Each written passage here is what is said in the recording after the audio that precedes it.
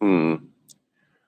So I have no idea if this is even working or not, you guys, but I'm down here in Quartzsite and it's bright and early in the morning. And when I say bright and early, this is how bright I mean. This bright. Beautiful day, really. It is a little chilly still, though. I think it's probably like, I don't know, somewhere between 40 and 50. Um, yeah, a handful of people are here already at Amanda's meetup. Now, these aren't just random people, these are Amanda's closest friends and allies. So she's got about a dozen people here. And last night was a really good time. We all sat around the fire, told stories and jokes, and just we had a really good time. It was a really good time. Today, and actually yesterday too, yesterday was a pretty great day.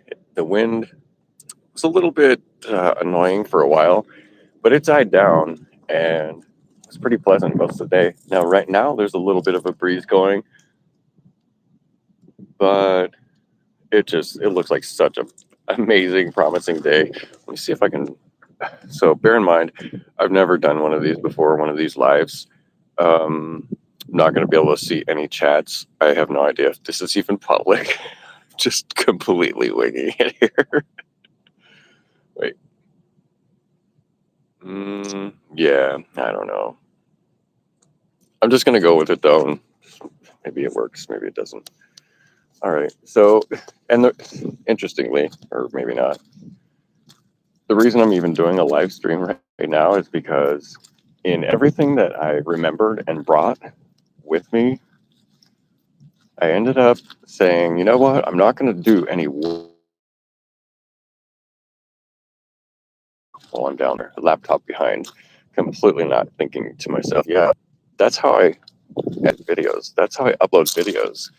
That's how I offload the media on my media cards. So, not sure what I'm going to do. I think it's going to get to a point where my media cards are going to be full, and then what?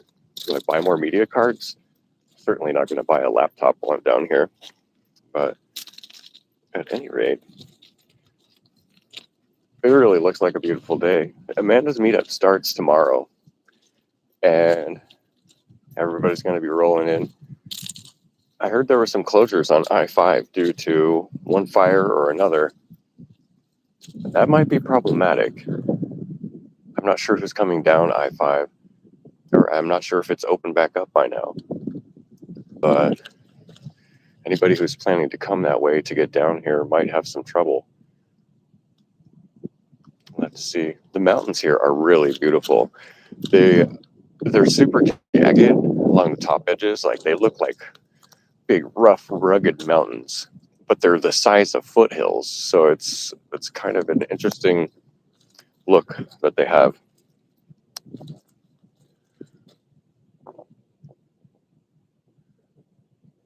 Ooh, it's getting a little bit cold. So you know what? I'm having my coffee right now, and let's just step into the rig, and I'll show you guys around a little bit. All right, so let me just move back here a little bit. How do I flip this around? Is there a way to flip the camera around? Yes, maybe. No idea. All right. Yeah. Sorry for learning this on the fly. Yeah, I don't see any way to flip the camera around, so I'm just gonna do it this way. Like, oh, is that even working? Okay, yeah. So here is my rig. As you can see, I brought a lot of stuff, but I'm planning on being here for a while, so I've got clothes and food and water and supplies and things. Something of interest might be that I did not bring a bed or a cot with me. I just have my sleeping pad and my sleeping bags. And that's basically because I just didn't have any room for that stuff. It is what it is. In my life, I've mostly slept on the floor. And so sleeping on the floor here now is not a big deal. And just to clarify, that's not because I didn't have a bed. It's just because I've slept on the floor for whatever reason. Anyway, no big deal. Now, something that everybody has, like, I didn't think it was a real big deal, but everybody's actually come over and wanted to take a look at it, and that is this refrigerator. So let me see if I can, how do I do this here? There we go. This fridge. Wait, how do I, there we go. The fridge behind me here is, it's an RV fridge. So it is a good sized fridge, but it only takes about 60 watts to keep it going. It's absolutely amazing as far as the energy usage. And I mean, I'm able to get a ton of stuff in here. I'm not going to open the freezer because I actually packed that so tightly that both times when I opened it, some people were interested to see that space. And both times I opened it, a bunch of stuff came falling out. And let me tell you, you do not want to get hit with like a frozen block of chili on like your toe or your foot or something. But I can show you inside the fridge itself. So, all right, let's see here. You can see that it actually holds quite a bit of things. And for the 60 watts that this takes to cool, this is a DC fridge, a 12-volt DC fridge. For the 60 watts that it takes to keep this thing running, this is an amazing value. Now, the fridge was a little bit on the more expensive side, but worth every penny of it. So I did a bunch of things actually to get prepared for this meetup. The van is in some kind of a state, really. I did end up getting things wired. So this little menagerie here is part of the wiring for my lights. So this is a switch, and that controls the puck lights up above. There's eight puck lights. And what I did is I just mounted them to a flat board just for temporary purposes. Are you even able to see that? Yeah. And I mean, like if you look up above, put together with tape and clips and whatever. Oh, yeah, binder clips. So I added a dimmer. So let's flip this off. So this has a switch too at both ends. And I also added this dimmer, which has been pretty amazing. So when I turn these way down, they actually put just enough light in here at night that I can see, but they're not abrasive at all. And they use like 2 watts altogether. So that's really cool. Now there's going to be times where I need more light than that. And that's why I did keep my regular shop lights in here. So now these are much brighter. And these give you really, they reveal the whole space. If I'm looking for something, it's really important to have some light because the puck lights make it next to impossible anyway for me to find anything like down in these nooks and crannies where I packed everything in. So these lights up above have really helped. Now, I did also install, in a real hurry, my Max fan. That was, I hate to say a game changer because that sounds so cliche, but it really is. Haven't had any issue with condensation, and that could be one due to the ventilation of the Max fan. But I also, and you probably can't tell much here because I have clothes and all kinds of stuff hung everywhere, but I have insulated the walls of the van. Where's my God, that sleeve looks so nasty. I look like a zombie or something. Yeah.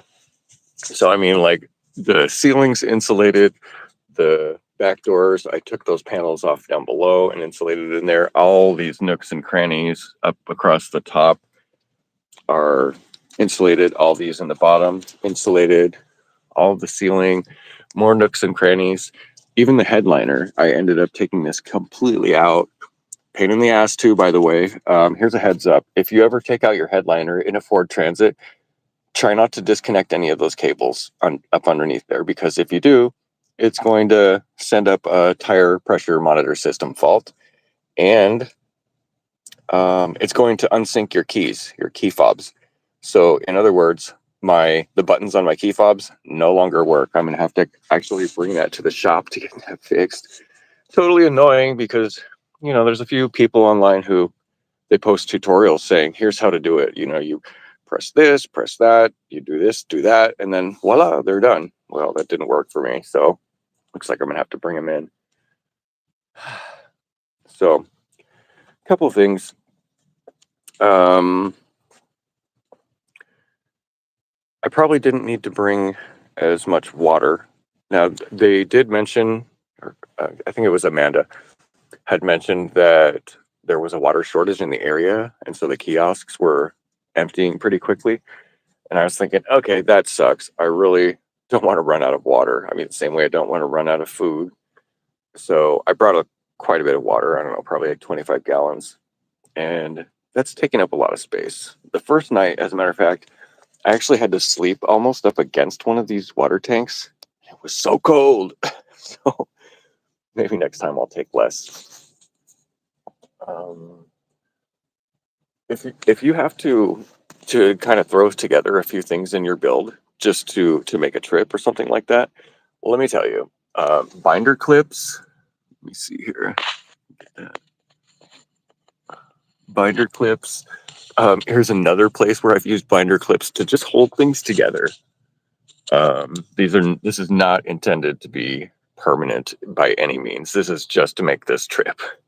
So, but binder clips, I've used some paracord. There's, let's see what else, tons of magnets. And yeah, let's just say a handful of hopes and dreams that it doesn't all fall apart as I make it down. So I actually did end up losing one puck light. And when I say losing, I don't mean that it was lost. It just came disconnected in the rattling of the drive. So I just, because I've used these lever nuts, everywhere. It was pretty easy to just plug it back in. The light's working now. So turn that off. So I'm going to close this door here so you can see. I've actually got the window covers in, and I've got the Sekozy window covers. These things are amazing. So hold on a sec. All right, as you can see, or as you can't see, it's pretty dark in here. One thing that I need to do is get a cover for the Max fan, because this actually lets in quite a bit of light. I was surprised. The cover is like a smoky tint. I think it's called smoke actually, but it still lets in a fair amount of light. So, ouch. All right, back outside here. You know, I think I'm gonna wrap this up. I have no idea if this is even going out or what's happening here. This is my first time trying to do a live, and see how it goes. All right, you guys. So I will hang it up for now, and I will chat at you a little bit later.